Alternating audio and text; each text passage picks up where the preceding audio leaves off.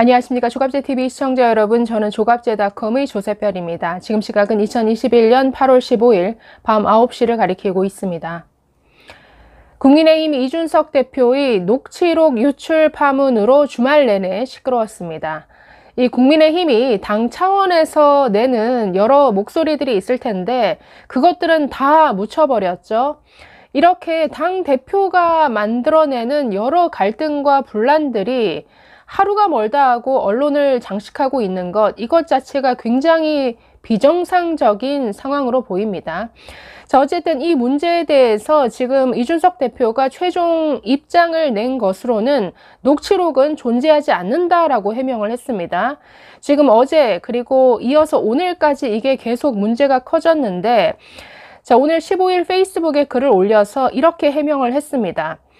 유출되었다는 녹취 파일이 존재하지 않으므로 당연히 작성하고 유출된 녹취록도 존재하지 않는다라고 밝혔습니다. 즉, 녹취 파일도 없고 녹취록도 없다라고 이런 입장을 밝혔습니다.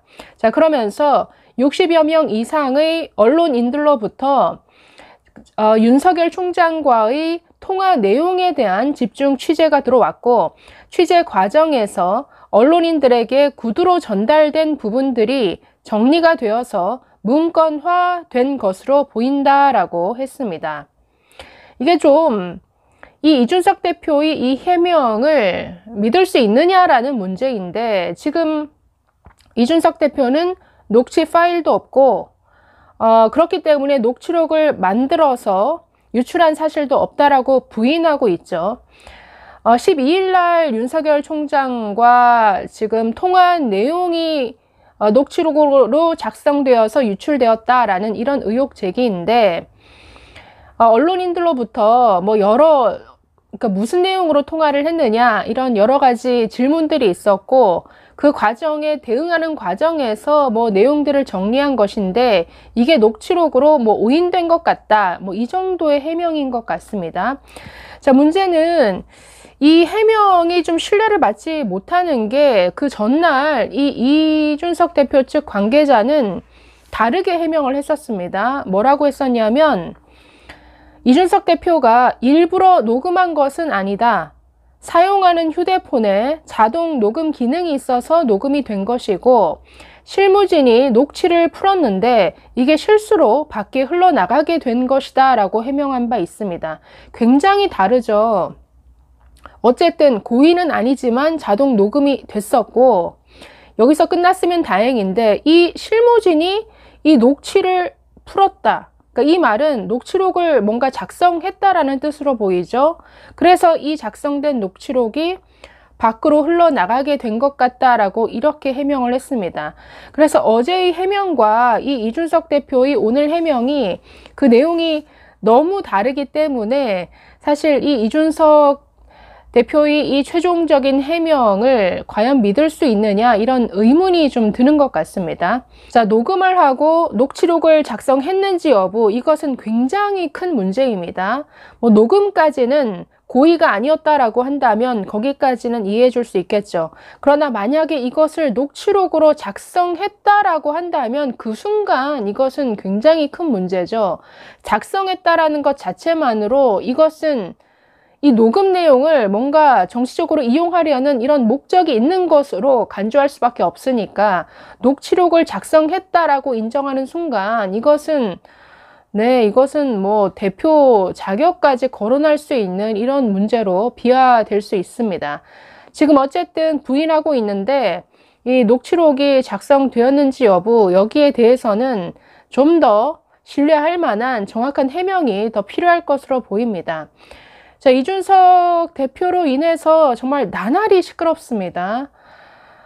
이 당내 대선 주자들을 정말 띄워주고, 좀 더 이 대선 주자들이 정말 국민들에게 더 잘 다가갈 수 있게끔 뭔가 자기 당의 대선 주자들을 어떻게 하면 더 돋보이게 할까를 연구하고 고민해야 될 입장인데, 어떻게 당 대표가 나서서 이 대선 주자들과 계속 갈등만 만들죠. 갈등을 중재해야 되는 사람이 갈등을 증폭시키는 이런 역할만 하고 있으니, 요즘 뭐 국민의힘 관련 기사를 보면 전부 뭐 당내 분란, 당내 갈등, 지금 이런 내용들만 보도가 되고 있습니다. 자, 이 문제에 대해서 진중권 전 동양대 교수도 굉장히 비판적인 입장을 보였는데, 잠시 소개해드리면 이렇게 말했습니다. 캠프들이 싸우면 중간에서 대표가 말려야 하는데 대표가 나서서 캠프들과 싸우고 있다. 대표 리스크가 현실화된 것이다 라고 이렇게 꼬집었습니다. 자, 그러면서 이준석의 당 혁신안이라는 게 능력주의의 관철인데 그 능력의 척도라는 게 결국 말싸움하는 재주다. 그걸 겨루는 형식은 토론 배틀이고 종편 방송 동원해서 분위기 붐업하고 이게 그가 가진 정치 철학의 전부다. 거기에 스타의식이 너무 강해서 자기 개인 정치를 한다라고 이렇게 비판했습니다. 자, 그러면서 대선 예비 후보 지금 뭐 합동 토론회를 할 것이냐 말 것이냐 이거 가지고도 굉장히 시끄럽죠. 자, 이에 대해서도 후보 토론은 경선이 시작되면 질리도록 할 텐데 굳이 이것을 고집하는 것은 이 행사가 정상적인 후보 토론과 성격이 다르다는 것을 의미한다. 붐업을 위한 예능 성격으로 토론이 아니라 배틀, 킬링 필드다라고 지적했습니다. 그러면서도 이제 와서 대표를 내칠 수는 없다. 경쟁은 치열하게 하되 감정 대립으로 흐르지 않게 각 캠프에서 쿨다운하고 선의를 의심하는 일이 없도록 대표와 각 후보들 사이에 한 라인을 가동해서 커뮤니케이션을 원활하게 하는 수밖에 없다라고 이렇게 말했습니다. 자, 대표와 각 후보 캠프 사이에 소통이 잘 되어야 한다. 지극히 상투적인 말인데 이 당연한 게 이루어지지 않다 보니 자꾸만 이렇게 문제가 생깁니다. 야당의 대표가 이 문재인 정부와 싸울 생각은 안 하고 그 공격의 대상을 자기 당 후보들을 향해서 겨누고 있는 참 이해할 수 없는 일들이 벌어지고 있죠.